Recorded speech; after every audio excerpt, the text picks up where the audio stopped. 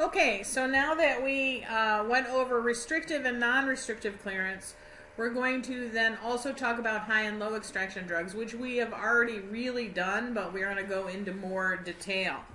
Now, remember, high extraction and low extraction are whether they're blood flow dependent or non-blood flow dependent as far as the clearance. So what's the rate limiting step?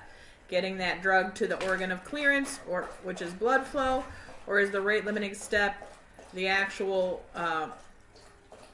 extraction efficiency itself of the organ? Remember, we talked about the shiny and rusty dairy. So the shiny dairy would be the high extraction drug, and the rusty dairy the low extraction drug.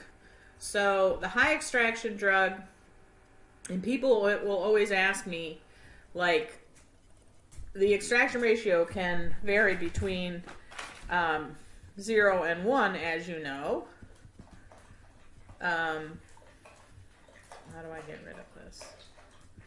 So the extraction ratio, as you know, can vary between 0 to 1.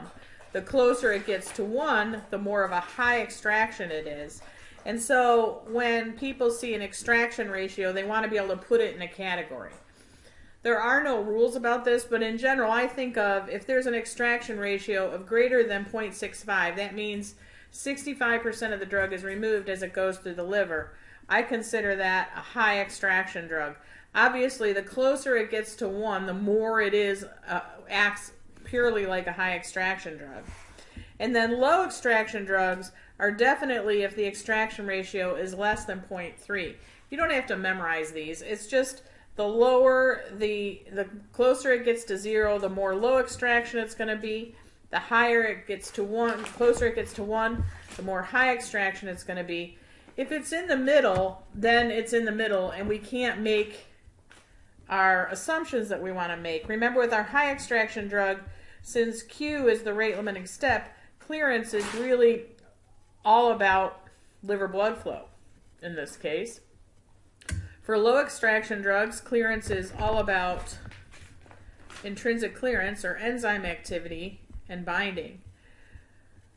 If they're in the middle, then we can't make those assumptions. We've got to say clearance is equal to Q times intrinsic clearance times fraction unbound all over Q plus intrinsic clearance times fraction unbound, and that's really hard to work with.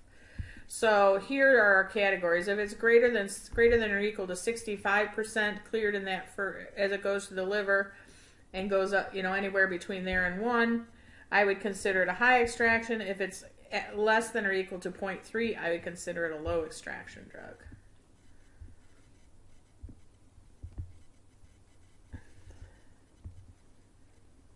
Here are some examples of high and low extraction drugs. This is by no means complete, but it gives you some idea. Most drugs are in the low extraction. These are drugs, of course, cleared by the liver. We're still on hepatic clearance. These low extraction drugs, these guys are going to be limited by the enzyme activity times a fraction unbound. The high extraction drugs are going to be limited by blood flow.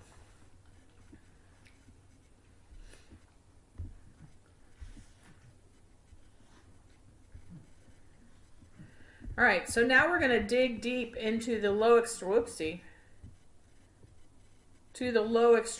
drugs. As you know, these drugs are low E drugs, and this is our rusty dairy. So they have a relatively low intrinsic clearance times fraction unbound. So there's not a lot of excitement as far as the enzymes for the drug. So in this case, this is the rate limiting step. So as this will fall out of the equation for E,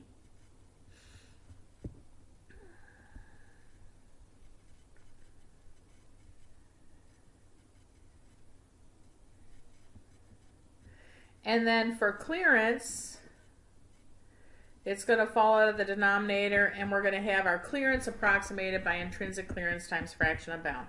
Hopefully you recall this from our clearance concepts. So for low extraction drug, the clearance is approximated by enzyme activity times binding.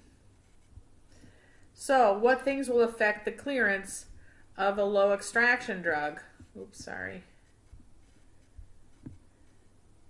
Well, enzyme activity.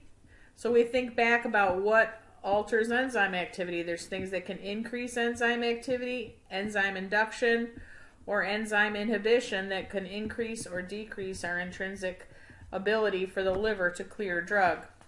We also could have an increase in our fraction unbound. If we have a higher free fraction of drug, that's going to allow more of the drug to be metabolized, right? Because it's now free from that protein because of restrictive clearance. Before it was restricted to only free drug could be cleared, but if we have an increase in that free fraction, then we'll see an increase in our clearance, or vice versa. This is restrictively cleared. Low extraction, restrictively cleared.